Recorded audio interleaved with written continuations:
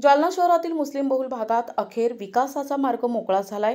गीतांजली कॉलनीत तब्बल 3 कोटी रुपये खर्च करून तयार झालेला सिमेंट कॉन्क्रीट रस्ता आणि ड्रेनेज लाईन पूर्णत्वास आली असून या कामामुळे स्थानिकांमध्ये समाधानाचं आणि आनंदाचं वातावरण पाहायला मिळतंय।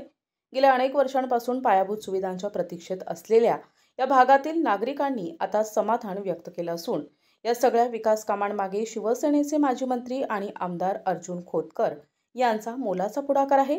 अर्जुन खोतकर आमदार झाल्यापासून शहराच्या विकासाचा धडाका सुरू असून विशेष म्हणजे पूर्वी दुर्लक्षित राहिलेल्या मुस्लिम बहुल भागातही आता ठोस कामं होताना दिसत आहेत।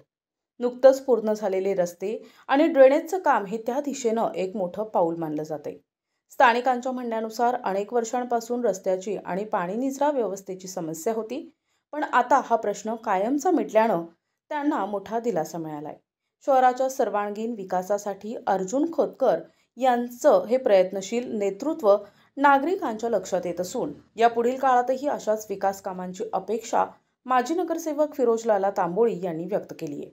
यावेळी बाबर खान, नूर सेठ तांबोली, महमूद सेठ तांबोली, इद्रिस खान, मुन्ना बागड़िया यांच्यासह आदि उपस्थित होते।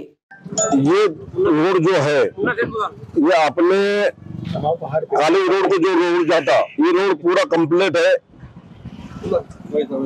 काली रोड तक, और उसके बाद में यहाँ से एल टर्न करे गीतांजलि कॉलोनी तक। ये टोटल रोड है 3 करोड़ रुपए का रोड है। ड्रेनेज है, उसके अंदर डीपी है और खंबे है, ऐसा सब मिला के 3 करोड़ कुछ रुपए का रोड है।